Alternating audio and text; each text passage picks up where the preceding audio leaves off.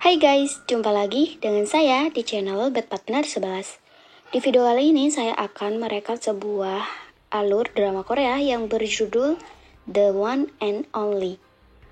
Nah, jika kalian penasaran, yuk kita langsung tonton videonya. Di scene awal kita diperlihatkan dengan kehidupan seorang perempuan yang sedang bekerja di pemandian umum. Dia adalah Pyo In Suk. Pyo In Suk di sini memiliki masalah pada pendengarannya gitu guys. Saat bekerja, dia sering merasa pusing dan pandangannya menjadi kabur. Scene lain memperlihatkan seorang anak perempuan sedang membaca buku cerita. Apa kaitannya antara anak perempuan tadi dengan Pyo In Suk? Nah, kita nikmati alurnya dulu ya guys. Saat selesai bekerja, In Suk didatangi manajernya dan memuji hasil kerjanya In Suk. In Suk juga didatangi emak-emak dan mencari gara-gara. Tapi kalau dilihat di sini karakter In Suk kayak bodoh amat gitu. Kembali lagi ke anak yang sedang membaca buku tadi guys. Tiba-tiba datang ayahnya yang sedang mabuk. Anak perempuan ini bernama Han San-ah. Dia seperti ketakutan saat ayahnya datang. Si lain nenek In Suk mengajak untuk makan malam bersama. Saat ingin meminum, neneknya malah membuat sebuah ramuan rebusan daun jeruk. Alasannya agar bisa menjaga stamina gitu guys. Saat meminum rebusan kulit jeruk itu, In Suk mual. Dan saat itu pula ia berniat untuk membeli air kemasan. Saat keluar, In Suk memakai headset di telinganya. Di sisi lain, Sana berlari ketakutan dan meminta tolong. Saat melihat In Suk, Sana meminta tolong, namun karena ini In Suk memakai headset, ia tidak mendengar suara Sana. Akhirnya, Sana membuang ponsel milik ayahnya. Dan In Suk berhenti, kemudian segera menolong Sana dari ayahnya. Bahkan saat mereka berdua ingin menyelamatkan diri, ayah Sana masih mengejar mereka dan menjambak rambut In Suk. In Suk membela diri dengan membenturkan kepalanya pada pinggir jembatan. Dan pada akhirnya mereka berdua bisa lolos dari ayah Sana. Saat duduk berdua dengan Sana, In Suk di sini meminta maaf karena tidak mendengar suara jeritan. In Suk memberikan alasan bahwa dirinya memiliki keterbatasan dalam pendengaran. Sana bilang tidak apa-apa, tapi In Suk meminta maaf karena kejadian 1 tahun lalu saat Sana baru pindah dan ia melihat rumah Sana guys. In Suk mengira ayah dan ibu Sana pada waktu itu sedang berpesta, padahal aslinya ayah Sana memukuli ibu Sana. Kemudian In Suk mengetahui pada keesokan harinya, dan jika ia bisa mendengar pada malam itu, maka ibu Sana akan terselamatkan. Mendengar ucapan In Suk, Sana berkata bahwa ia mungkin saja akan mati di tangan ayahnya, bahwa ibunya belum tentu kembali kepadanya. Karena kita tahu ya guys bahwa ayahnya sering melakukan kekerasan. Dan pada saat In Suk ingin bangun, tiba-tiba pandangannya menjadi buram dan kemudian pingsan. Saat ia pingsan, ia mengingat masa kecilnya. Di sini kita tahu ya guys bahwa In Suk adalah anak yang broken home. Dan yang mengejutkan di sini saat bangun, In Suk malah divonis memiliki tumor ganas di otaknya guys. Itulah sebabnya kenapa pandangan In Suk selalu kabur dan menjadi sering pusing. Mengetahui umurnya yang sudah tak lama lagi, In Suk tidak mendengarkan saran dokter dan kemudian ia pergi. In Suk kembali bekerja. Di sini, di salah satu tempat, satu emak-emak marah karena tagihannya sangat mahal. Namun In Suk tidak peduli dan tetap mengambil uang pada emak-emak tadi guys. Scene lain, sebuah mobil melaju kencang dan menabrak seorang pria. In Suk yang berada di atas gedung melihat kejadian itu. Kemudian ia menulis sesuatu di uang kertas dan menjadikannya menjadi pesawat. Kemudian menerbangkannya. Di bawah sana, seorang pria berjalan dengan santai. Ia menemukan uang pesawat milik In Suk. Kemudian, ia memungut uang itu dan membaca tulisan tersebut. Kalian semua pasti hidup dengan sangat keras. Kira-kira seperti itulah guys tulisan pada uang kertas tersebut. Di sisi lain, In Suk memutuskan untuk berhenti bekerja. Dan di sisi lain pula, ternyata pria tadi dia bernama Min Woo Chon. Dan dia adalah seorang pembunuh bayaran gitu guys. Tapi untuk membunuh orang-orang keji. Salah satunya seperti pria tadi yang tertabrak mobil.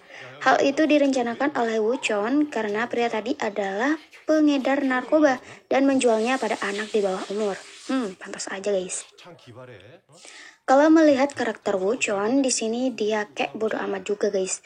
Tipe pendiam tapi banyak aksi. Scene lain, manajer In Suk mengadakan pesta perpisahan pada In Suk. Di tengah perbincangan, In Suk melihat sebuah koran yang memberitakan sebuah rumah sakit. Setelah itu, In Suk mendatangi ayahnya. Kalau dilihat di sini, ayahnya sudah tidak ikut campur pada kehidupan Insuk gitu guys. Dia hanya mengirim uang saja pada Insuk. Bahkan ayahnya sendiri lupa bahwa Insuk memiliki keterbatasan dalam pendengaran. Di sini, Insuk mengatakan bahwa ia sakit parah dan meminta uang pada ayahnya. Ya, mungkin untuk pengobatan Insuk gitu guys. Keesokan harinya, Insuk mengatakan kepada neneknya kalau ia berhenti bekerja dan Insuk akan pergi ke luar negeri. Setelah itu, Insuk nampak kesal dengan beberapa barang di rumah neneknya. Jadi neneknya ini berprofesi sebagai pengumpul barang-barang bekas itu guys. Yang masih bagus, ia dibawa pulang.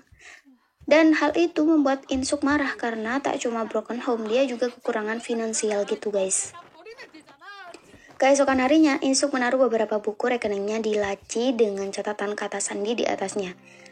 Hari ini ia akan pergi ke luar negeri. Sang nenek bahkan memesankan taksi untuk Insuk.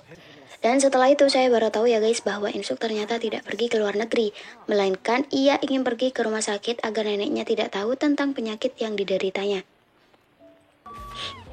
Insuk berjalan kaki ke rumah sakit. Di perjalanan, sebuah mobil melintas yang menyebabkan Insuk hampir keserempet. Di mobil itu berisi 3 orang yang sedang live di sosmed. Mobil itu mundur setelah membaca komentar bahwa ada penampakan di belakang. Dan kita tahu bahwa tadi itu adalah Insuk ya guys, bukan penampakan. Ketiga orang tadi langsung pergi lagi setelah tahu bahwa penampakan itu adalah manusia dan bukannya hantu. Dan salah satu orang tadi melemparkan sabut tangan.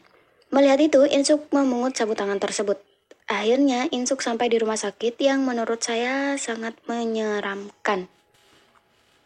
Di sana, Insuk bertemu seorang wanita yang memakai dress putih.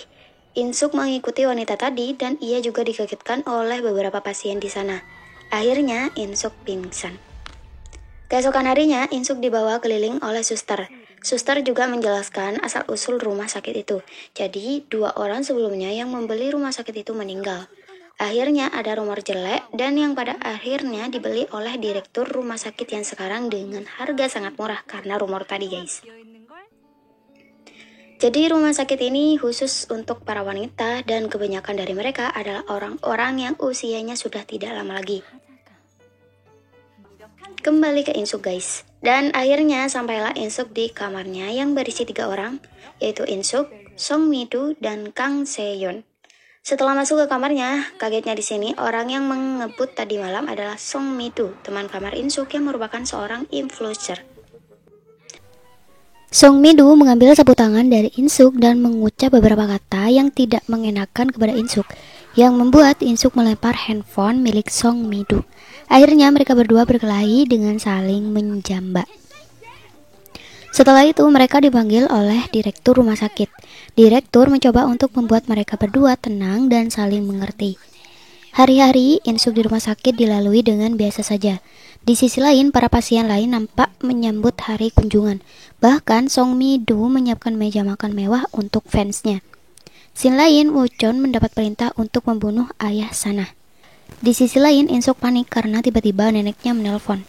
Song Mi-do menyarankan posisi agar Insuk tidak ketahuan bahwa ia berada di luar negeri. Dan di sini Insuk kaget dengan wajah neneknya yang penuh dengan lebam.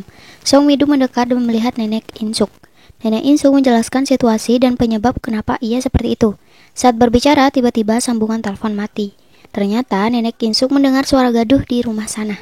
Mendengar situasi Insuk, So-yeon juga ikut andil dan menyarankan Insuk untuk membunuh ayah Sana. Karena hidup mereka juga sudah tidak lama lagi. Di sisi lain, Sana ketakutan di rumahnya. Ayah Sana membuat susu dengan menuangkan sebuah racun. Saat itu, Sana menyembunyikan handphone ayahnya.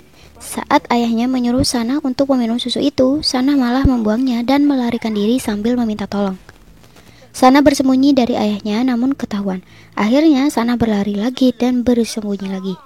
Di sisi lain, Woo-chon memperhatikan ayah Sana yang sedang mencari Sana. Hujan turun. Ayah Sana berniat untuk pergi, namun tiba-tiba handphone yang disembunyikan oleh Sana berbunyi. Hal itu membuat ayah Sana kembali mencari Sana dan tak sengaja mendorong Sana sampai Sana pingsan. Melihat itu, Woo-chon menghampiri Sana dan mendorong ayah Sana. Saat ayah Sana berniat ingin memukul Woo-chon, tiba-tiba seorang memukul ayah Sana dari belakang. Dan yang memukul orang itu adalah Insuk. Kemudian, apa yang akan terjadi kepada mereka? Nah, jika kalian penasaran, ikuti episode 2-nya ya guys.